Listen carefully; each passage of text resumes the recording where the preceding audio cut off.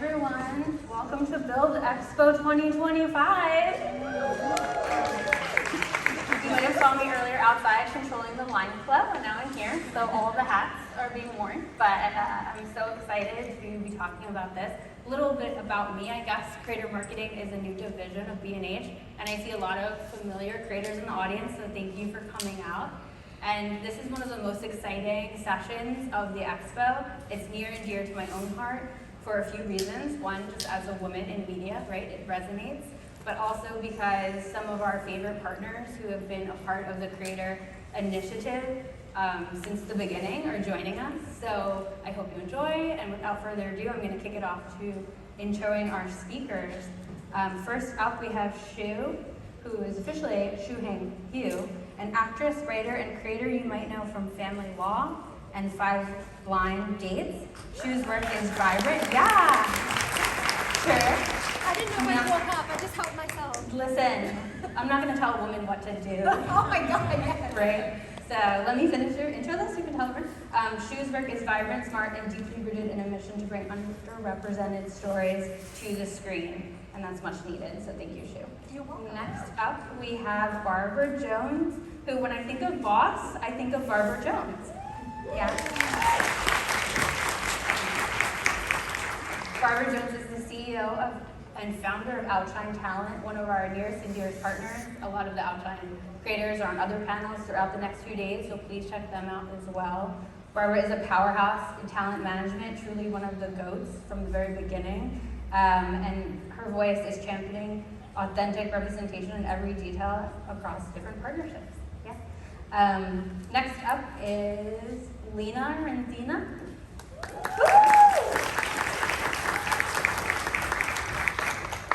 Sorry, my cards are out of order. But Lina literally has done everything and anything under the sun.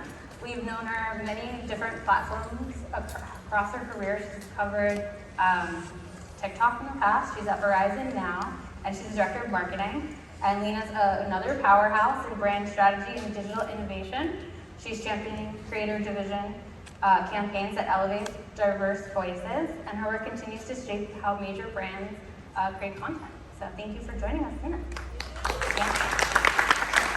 And finally, I know the photo people in the audience are going to know Keren, but Keren Sachs, the founder and CEO of the Luupe. And if you haven't heard of the Luupe, it is an amazing organization that really celebrates photographers from across different niches, but specifically women and non-binary photographers, and gives them so much access to jobs and other projects that maybe they wouldn't have had that opportunity to do. So I'm going to dive in. I'm so honored that the 4 of you showed up today and are supporting Bild and B&H as always. So let's kick it off with your own unique stories. Maybe you can tell me a time where you felt you did have to break a barrier, kind of when you even recognized there was a glass ceiling in your own career. Maybe we'll go this way. You want to start too?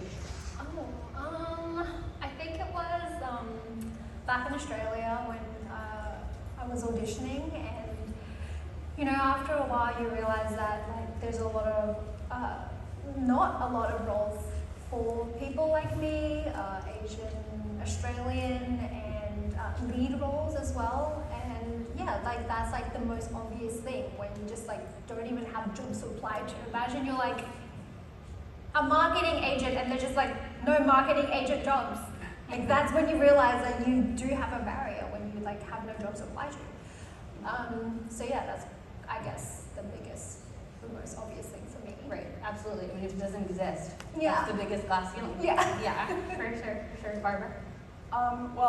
Before I kind of got into the creator world, I was in the music business and working for record companies for a long time, and I was head of marketing for Columbia Records, and you know, regime changes happened, people would get laid off, which I did, and at that point I was interviewing at another label for the job, and I just sat there and said, like, I'm bored with this. This is not where I want to continue going.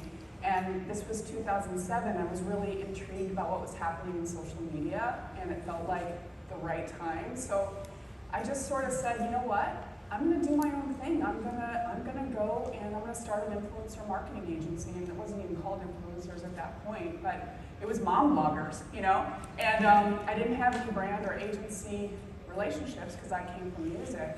And I was like, how am I gonna get those? So I started a big conference for women's blogging and social media conference to help, both in the US and Canada, to help build the community on the influencer side, and also to kind of help the brands and agencies who were just sort of like dipping their toes in to figure this whole world out. And so I kind of feel like I've been that like broker in the middle for all of this over a long period of time. So at that point, I just honestly took a risk and just a jump, and then pivoted one more time when I started managing a company in 2019 to manage creators. So it's just, I go with like a woman's intuition. It's like my gut is feeling like that's what's next for me personally.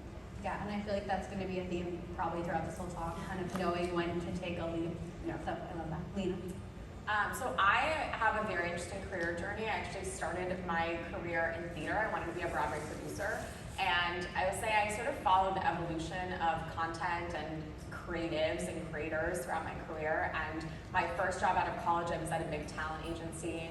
And I really was thriving there. I'm very entrepreneurial. I'm like really well versed in understanding where business gaps could be, how to build your own business, and that's very much what being an agent is. And I really accelerated at the business, but I saw that there were a lot of barriers, especially as a young woman at a talent agency. It's a very like boys club. You're not allowed in certain rooms. You know, you can't go golfing. You can't smoke cigars. You're just not allowed in those clubs, and a lot of the deals happen in those rooms. A lot of the conversations around promotions and who is being accelerated and elevated happen in those rooms. And I quickly felt a bit frustrated seeing like men get ahead before me, especially having like a head of the department that was a man. I could sort of see he was favoring other men. And I think for me, I just realized like I needed to pave my own path, and being in a talent agency, you're really limited to your department. And there's not a lot of room to do more cross-functional multimedia work, and this was a time where YouTubers were really starting to build their communities, starting to monetize their audience, and build businesses and brands. And I was so much more excited about what was happening on digital platforms with creators, and it felt like a much more innovative space than I was in, you know, TV and theater at that time. And so I made the leap to digital and really was fostering creators, and felt like there was a lot of room to grow there.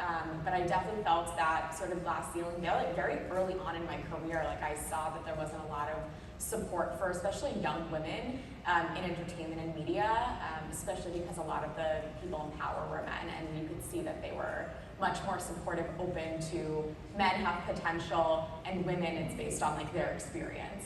And I found that very limiting, and has sort of continued that journey throughout my career, and making sure that any younger women are really looked at seriously, they're taken into consideration for what they have potential for versus the experience that they have, just like, you know, we look at other genders. I even feel like women sometimes think like you have to have even more experience than even what's needed, right? We put that own pressure just because of systemic issues. Yeah, for sure. Karen? So I was here, 2 years ago, and shared my story. And for those of you who maybe weren't here, I can share that after years of working at Martha Stewart, National Geographic, a place called Sachs, someone you might be familiar with, I realized that there was no community for women photographers, for professional women photographers, for directors, where you didn't have to be a mom, you didn't have to have achieved something, you just had to be good at what you do and want to learn and want to grow. I also noticed that brands were either saying that they couldn't find women creators, women photographers, and they wanted to, but they just didn't know where to look, which always surprised me. And I saw that they wanted to tell stories that really resonated with women, but didn't know how to go about that. So that's where the loop came from, creating something that didn't exist because I saw this gap in a few different ways. I was also at the time working at Shutterstock, a stock photography company, and I was always so disappointed in the way women were portrayed. Women were portrayed joyfully eating salads. Wait, I love that. I mean, not that I don't like a good salad, but there's so much more to us, and I felt like that was lacking. So at the Loop, we help women in over 90 countries get work, get opportunities, connect with brands, connect with one another, build community. I love hearing that our loopers, I think Yuri is here, she came up with the name Looper, that's what everybody in our community calls themselves. They get together around the world and we'll have photo walks or just connect and have that support. And it's the support that I just didn't see and I wanted to build for that. Yeah, totally. I think I want to touch on maybe like stereotypes just in general. So Barbara, specifically for you, what stereotypes or biases have you come across specifically as a leader? And do you see that getting better? Well, as the most seasoned on the panel, I would say, meaning age-wise, I would say that like it evolves through your life cycle, the different biases, from being the sort of the young and hungry single, to the married, to the pregnant, to the working mom, to the aging empty nester, which I am now. But I think that like all different biases, but I do think that sometimes it's about competence and strength. I think sometimes is a bias, thinking that if you're emotional or empathetic or kind, that means weakness, and that is not the case. I have a very strict policy with the people that I work with. They have to be nice people, otherwise I don't have time for you. And I think that like it's not that hard to be nice. And when you grow up in entertainment, there's unfortunately a lot of really awful people that use their power in ways that are like really unfortunate. And but karma really comes around sometimes. But I just think that like so those biases I think are still like you have to really go above and beyond just to prove that you are competent or that you are capable or that you can make tough decisions. You have to build your alliances and all that kind of stuff. It is a strategy, as a young woman working in that field. You really do have to figure out who your friends are. You guys all know, like, you love all the reality shows or like Big Brother, everything where they're making their like strategies, but you got to do that in the workplace too and in your industry. And I think the other thing about the bias about women, and I think we got to get out of our own heads, is likability. I think we really we want to be liked by everybody. And you will not be liked by everybody, especially if you're strong and you're making decisions on things. And so I always say kind of control the things you can control, which is how you treat other people, how you make them feel, how you do your job. You cannot control how other people feel about you or react to you. So you got to kind of put your blinders on. You got to be able to sleep at night and know that you work hard and you're a good person. And you're not going to be liked, And I think that's a great way. You kind of got to do that because there is jealousy, there is envy, there are sabotagers all around, friends, family, colleagues, all those things. You have to just be good inside of you and not care if you are liked or not for the job you do. That's my thought. That spoke to me. I'm going to keep it together. Shoot, I had a question for you similar to that, so maybe we can jump off of it, but specifically from the creator side. So much of being a creator is being liked, right? How do you balance that? Balance being liked. I think it's almost like, because were you like meaning like being liked and being respected? Right, so like if Barbara's saying like you have to kind of find that own likeness in yourself and not worry so much about the outside influence, but that makes sense in corporate environment. But as a creator, you're putting everything out there, and the whole point of being authentic is showing them everything. Do you worry too much about, will they like this? Am I likable? I think that is definitely something that you do think about a lot as a public figure. Like you can't not think about it because that is part of your brand. Your fans have to like you to support you. But I think if you are honest, that is actually the key to them liking you, because there's no point in putting up a fake facade if that you can't keep it up, and people can see that. It's like so transparent, like when they see you in this frame, and you can't just keep, if you're being inauthentic, you can't maintain that as a career. So I always just think like I think the people who are out there just being themselves are just naturally likable, and you don't necessarily have to be a nice person.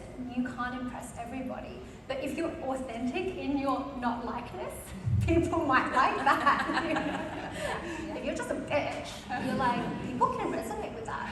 You know, the other bitches can resonate with that. You know, you'll be liked by someone, but like they might not be nice people either. So it's just about being your authentic self, and then finding the people who like your authentic self. Sure. Yeah, so just like be honest and be who you are, and then people will like you. Yeah, and the community will come. Community will come, the Yeah. audience will come, yeah, just be authentic.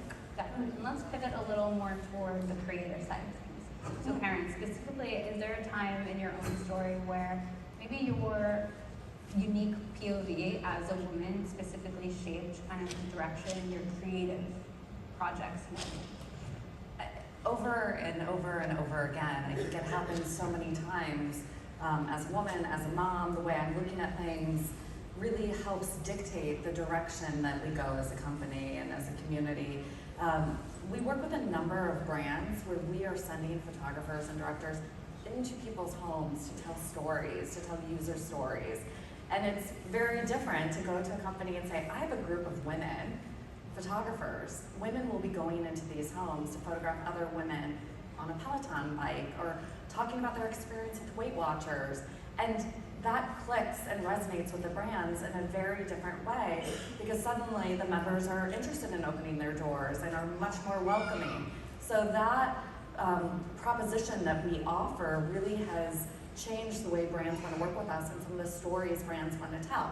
Not to say that men can't go knock on doors and go inside homes, but we feel a little differently when it is a woman who wants to come in and take our picture.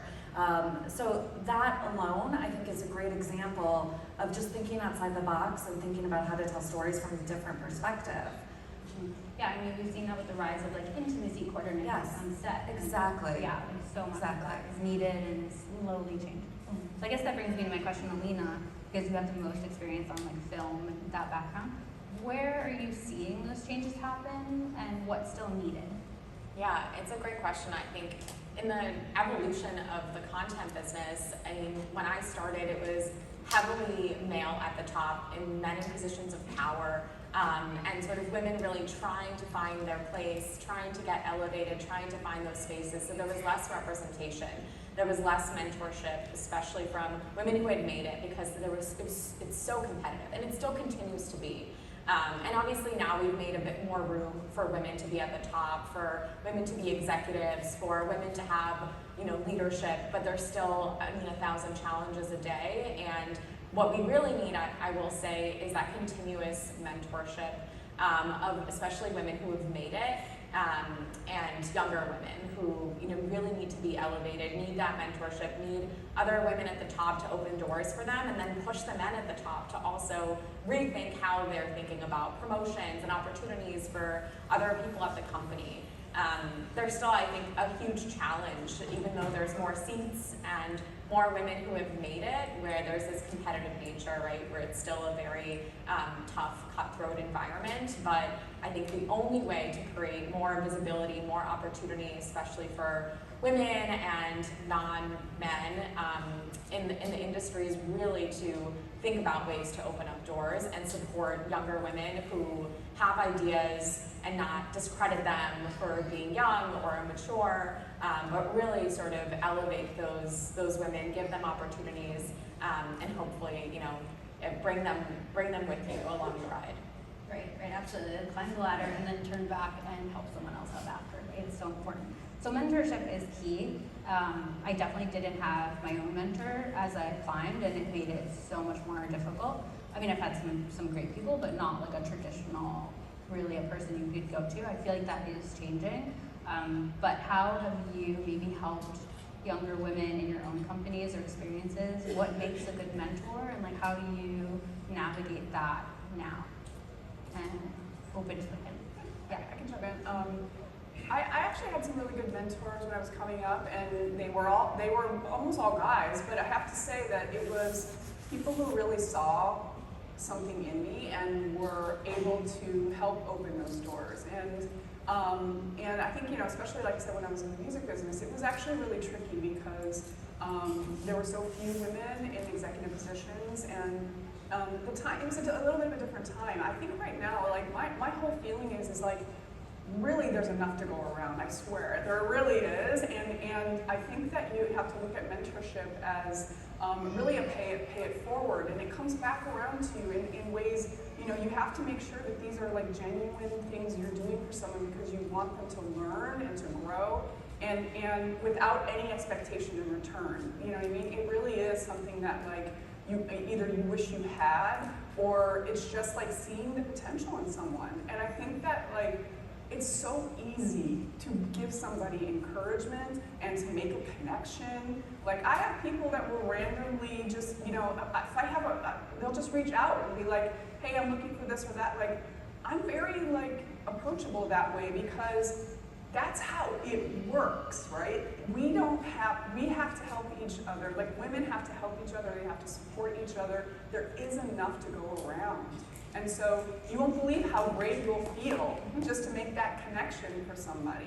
But also I would say for people who are looking for a mentor, like aim high. LinkedIn is an incredible tool, right? DMing on Instagram is an incredible tool. Like you would be surprised. So like aim high and go, people who are in your industry or people you admire or whatever, they're just people, right? They're just people. Like you would be surprised who you might be able to get to and ask them, some simple questions of like, mentorship style questions, and you should just try it. It works. I completely agree with that. When I first started off, I actually had a whole career before acting. I used to be in hotel management, and I did finance for a few years as well. And in those, I guess, more corporate industries, it is a lot easier to find a mentor, and you also have a clear career path. You start off as an intern, and then you go assistant, and then like supervisor, and then manager. So it's kind of like easier to, in some industries, to kind of find a path, and then like to find that mentor that you want to be in the future. And I will say it was when I was younger. I remember looking for mentors, and I always felt really bad about reaching out because I didn't want to waste their time. I didn't want to like burden them in any way. But now that I'm like on the other side and have a bit more experience and I can help other people, I do feel like contributing. Like I like it. I like helping other people. I like contributing to their careers and like helping them grow and giving them experiences that they would never have experienced on their own. Like I had an assistant in Australia, and I brought her over to the US, and I took her to all my events, and she would help me take photos. She lived with me, and I just like after that, when she went back to Australia and she was able to find it, she's now working on Bluey, which is like the best. Yeah, it's actually based in Brisbane, my hometown. Yeah. Anyway, Shout out Brisbane. yeah, shout out Brisbane. Woo woo. But yeah, now she's working there, and I just feel so proud of her, and I feel nice that I've been able to contribute to her career. And also, another great, kind of going off what you said, a great, aspect of a mentorship is like their ability to see what you cannot see yourself. Mm-hmm. Because when you're young, you're like, oh, I don't know anything, but like, actually, we all don't know anything. We're all still learning and growing ourselves. And for mentors to be able to kind of see the potential that you have and like push you to take risks on yourself and to reach your potential, I think that's also a great part of being a mentor if you can find someone like that. Right, absolutely. Yeah. If you stick around long enough, like I have, now they all like are running the stuff. So like I'm like, hey, remember me? You're going to work for them. Exactly. I think a really important aspect of a mentor that I've had is transparency and feedback. And one of the most profound moments in my career pretty early on. So after I left the talent agency, I went to go work more on the advertising side of the business and built a creator and content team at an ad agency that didn't exist before. And I was very young, mid-20s, so eager, so excited about building this business at this agency. And was just like moving so fast and building this new team and really gunning for a promotion, and very frustrated that things weren't happening as fast as I wanted them to. A consistent theme in my life. And I told my boss and my mentor at the time, why am I not getting the recognition, the promotion is fast enough? And she really sat me down and gave me some really tough feedback, specific to like working in a corporate environment and what she had experienced as a leader, as an executive at the company, and what she thought I really needed to move forward at the time. And it was one of those moments where I was like, this is really tough feedback, but this feels really important. And my mindset completely shifted around feedback being a huge gift. She really gave me a gift because she was so transparent. She was like, feedback is like information about how other people perceive you. And if your goal eventually is to get stakeholders on your side, to get executives at the company to see you a certain way, like this is where you need to really lean in. This is who you need to talk to. This is how you need to present things. And that was such an important moment in my career, and really the first time I started being more of a leader, I would say, than like an executor at the company. And it completely changed, I would say, the trajectory of the way that I approach mentorship with my team, and being as transparent as possible in feedback, and really shaping it for them. Like, you have so much opportunity, and this is where I really see areas of growth for you. This is where I would think about it this way, and all through the lens of like, I'm really trying to help and mentor them and think about if this is their goal at the end, might be tough feedback, or this might not be the most the best feedback they've ever received, but it feels really important. And I feel really grateful to have had that boss at the time who just was so transparent and honest with me, and really truly helped me, because I then got a promotion like 5 months later because I really took that feedback to heart. And I still really continue to do that with my team, and make them feel as seen as possible, and make them also understand that if this is your goal in corporate, like this feedback is really important, and the feedback really tends to be a gift at the end of the day. Mm-hmm. And I guess to jump off of that, how do we advocate for ourselves? Because this is a select group of leaders. A lot of the folks in the audience are probably still on their own journeys, and it's really hard sometimes to kind of go to the table and this is what I want, this is my worth, this is the output I'm giving, or even as a creator, right, knowing what to ask for, how to negotiate. So where, and to Lina specifically, but then we'll open it up, how do we find the courage to advocate for ourselves? Or like, do you have tips, tricks, or can you help a girl out because we're getting raises in July? Yeah, of course. Well, I would say one of the moments also fairly early on in my career was seeing men completely unafraid to ask for what they want, and me observing, me like, I am really talented, and like, I think I deserve just as much as they do, and really thinking like, would a man think twice to ask for this?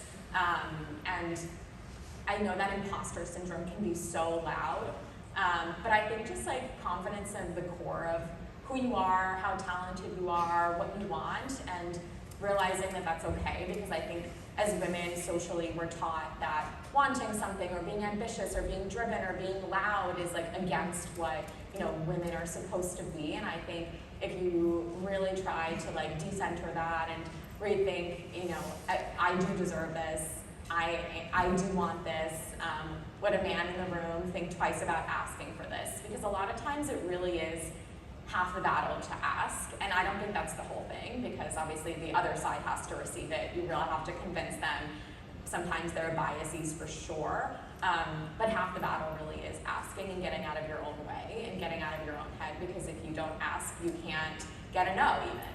And I think also being really persistent and consistent, to a point, obviously. You have to like read the room, you have to read the situation. But I would say like resilience and persistence have been really important for me in my career, and any setback, just really knowing at the core that like this is my goal, this is what I'm good at, this is what I'm passionate about, and also seeing the people around me who are doing it and are asking for whatever it might be, a promotion, more money, like better brand deals, whatever you're looking for. I think that just believe that you deserve it, because there's 1,000 other people that are asking for the same thing that might not even deserve it as much as you do.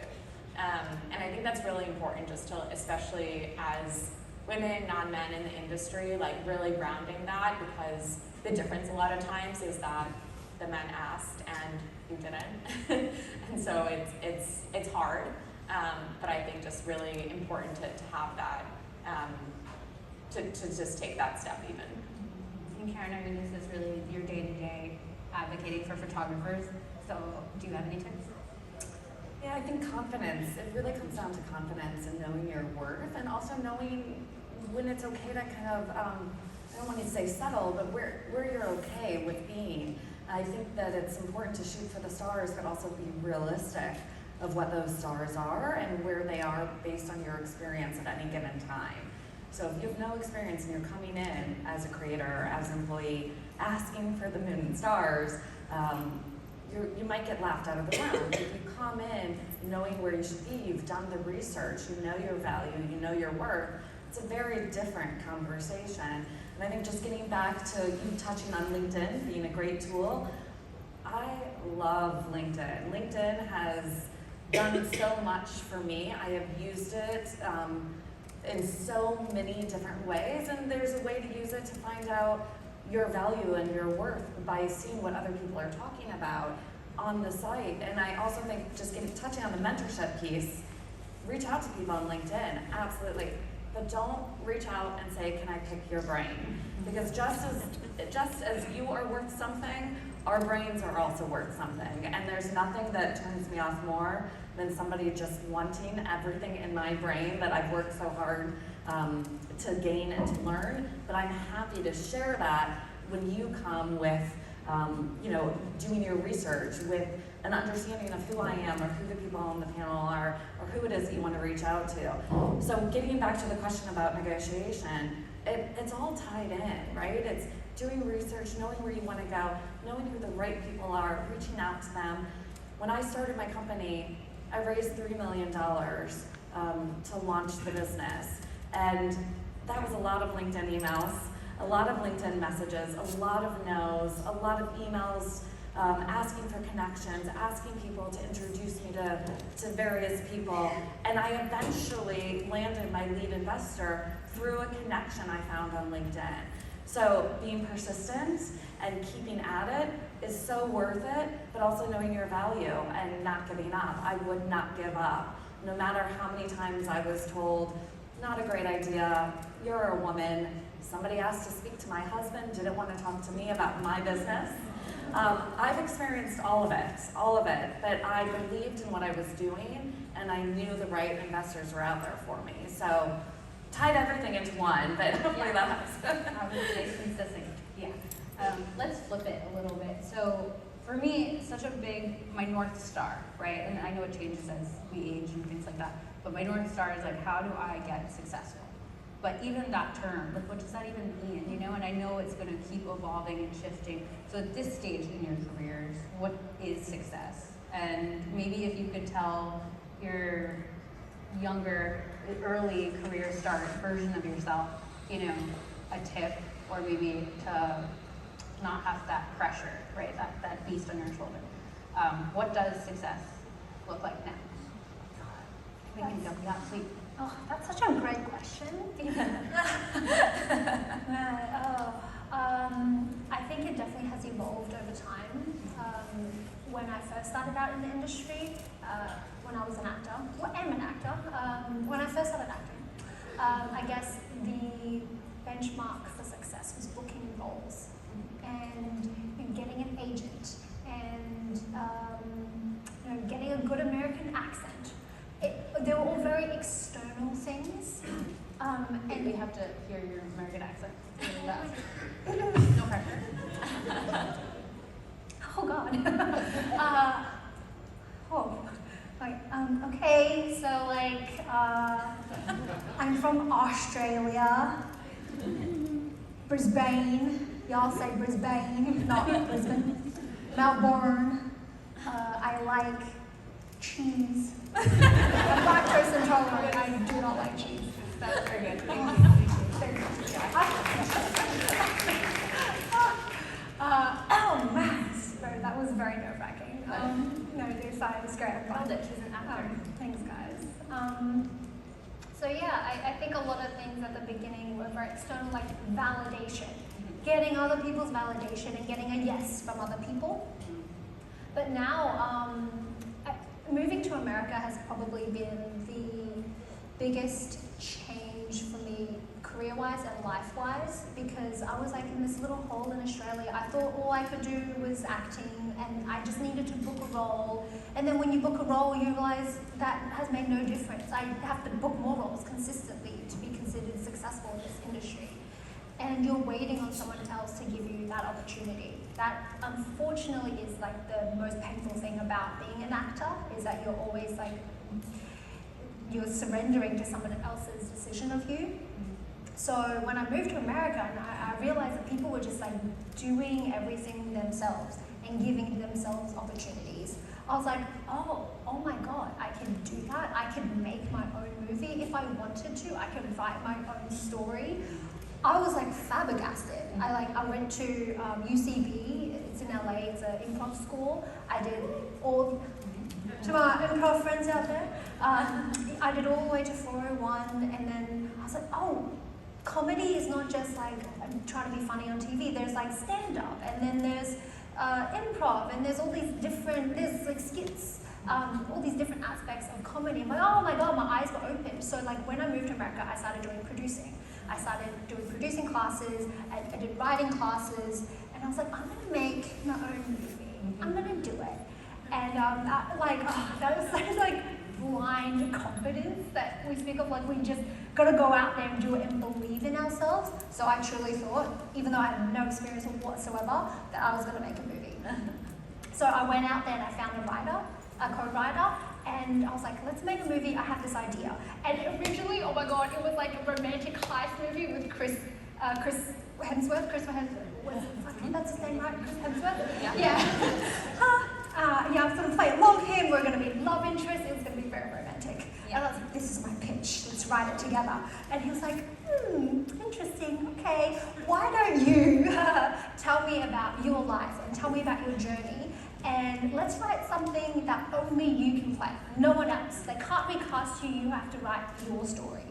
So I was like, oh, okay. So I told them about the fact that I had moved to America for 2 years, and I was only going to be in America for 2 years. I gave myself 2 years to be successful, and if I wasn't, I'm just going to go back to Australia and back to my finance job. Because my mom was like, you got 2 years to do this, otherwise you have to get your shit together. Sorry, can I swear? No. Oh. Thanks, Mom. You're 2 down so far. Okay, number 3, but who's counting? And I was like, okay, yeah, so I gave myself 2 years to come here. I had this tea shop when I was back in Australia because I love tea, and my mom's hassling me to get married. Still not married.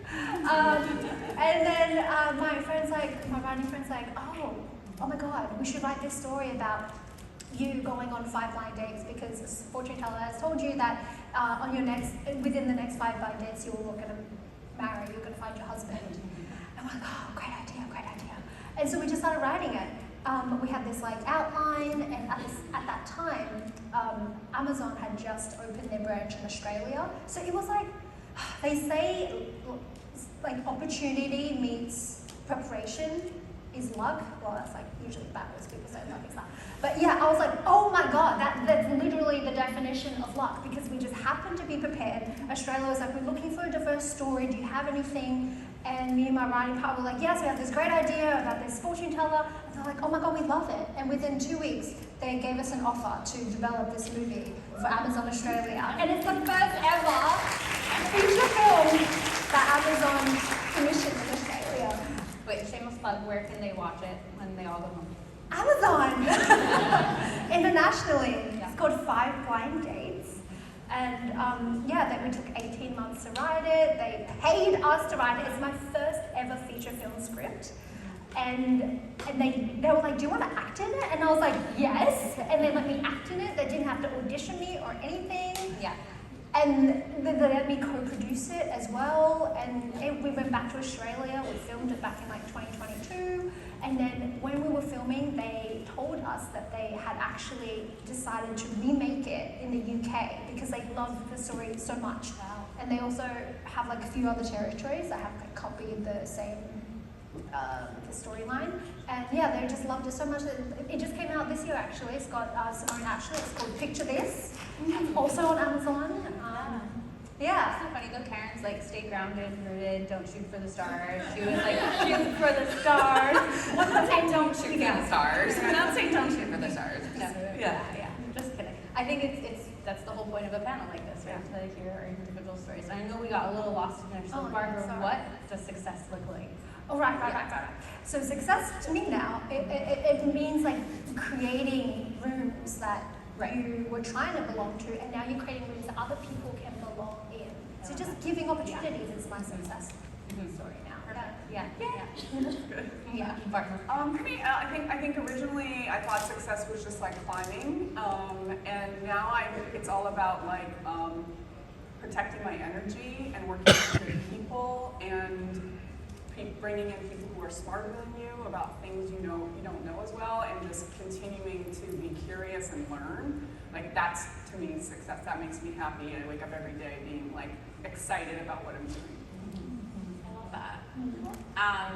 I think reframing what success means to you is really important. So, in college I was so focused on, I want to produce the next Wicked. Like that was my goal. And everyone kept asking about my 5-year goal. I was like, oh, it's to produce Wicked. Whatever the next Wicked was. And so I tried to do everything I could to like get as much experience, get in the right rooms, to really have that, exactly what you said, the preparation and the opportunity. And then I realized that because the world had changed, because digital was so much more innovative and important and exciting, that what success looked like completely evolved every year. And so I would say, like, don't get so caught up in what's the 5-year success, what's the 10-year success look like, because what you want to be doing 5 years from now might not even exist today. And I've always found since then that like I don't even think that far down the line, and really looking at small wins are really important. Is there a project or a partnership or an opportunity that feels really interesting where I can learn and grow? And I think for me, success is continuing to learn and grow forever until, even as senior as you become, I think you're still continuously learning. And so I always want to be in a situation where I'm learning from others.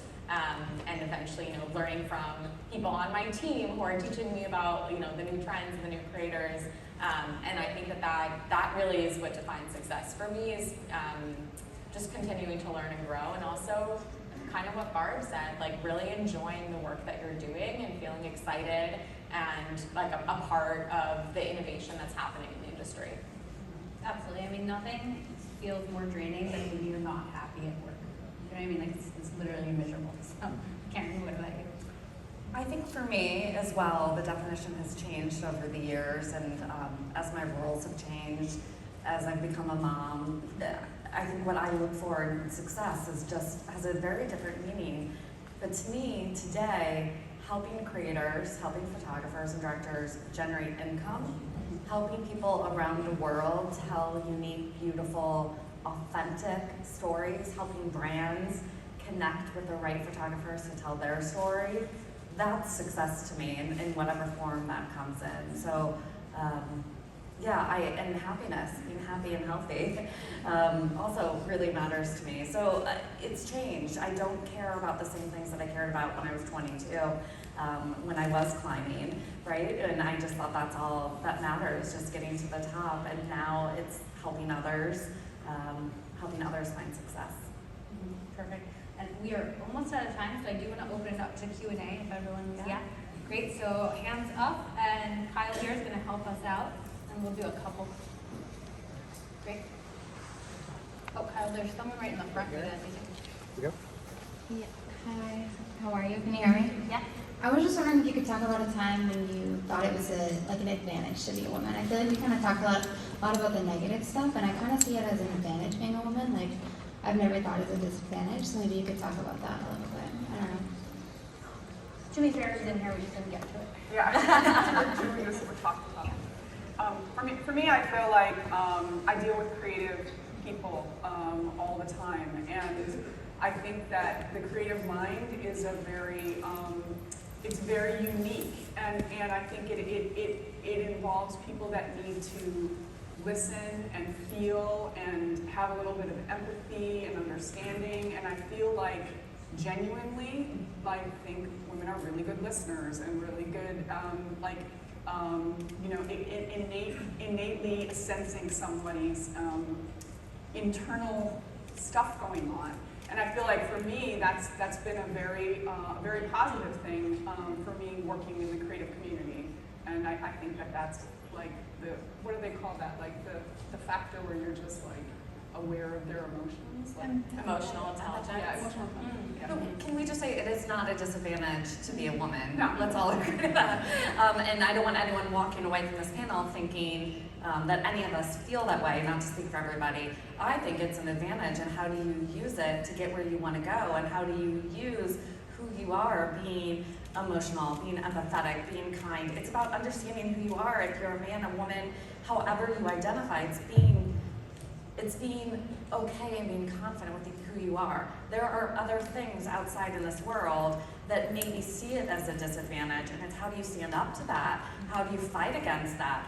What do you do? How do I, as a woman founder, go and raise money and build a community and build a brand? How do I do that? And having the confidence and the chutzpah, I don't know, what's another word? Having the energy and the excitement to go and do that and believing in myself. And I think I've done what I've done because I am a woman. So it is definitely not a disadvantage.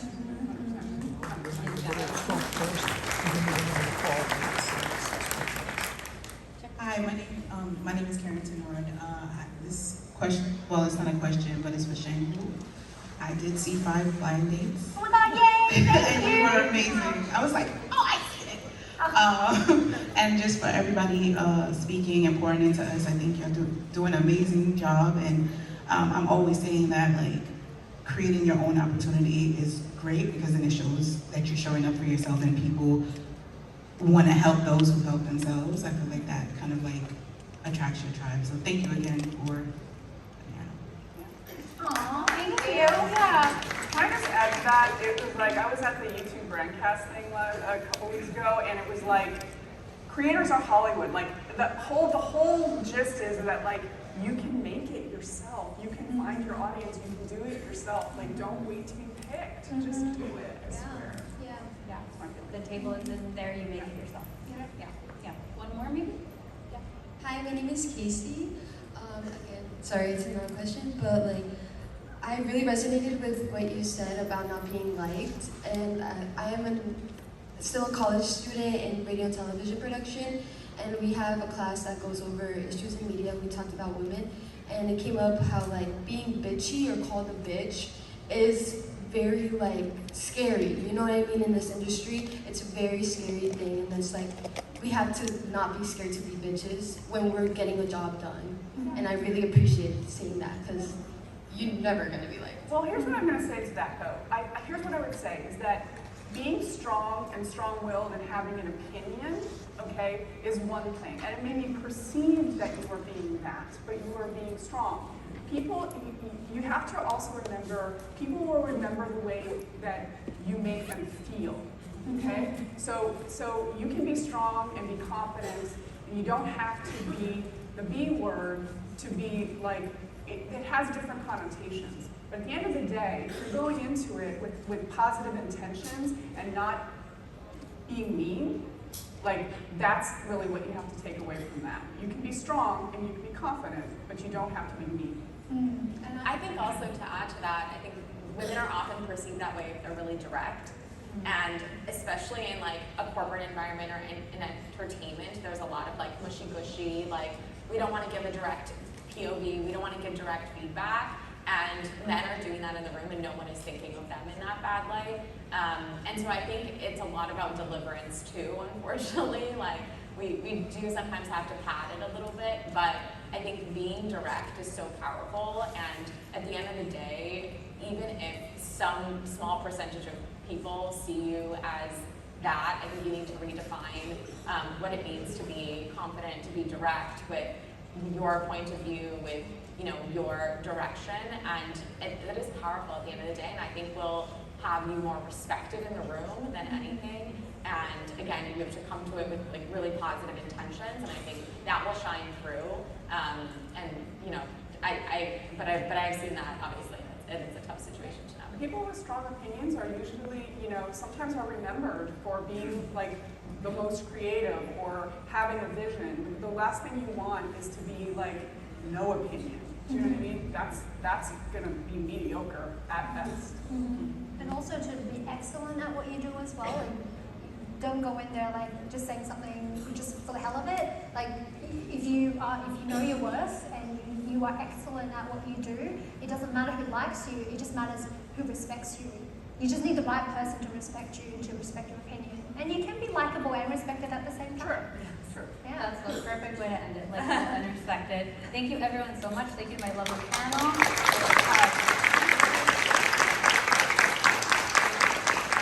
I would say hang out because the next session is pretty exciting with some creators from Palette Media, one of our platinum sponsors.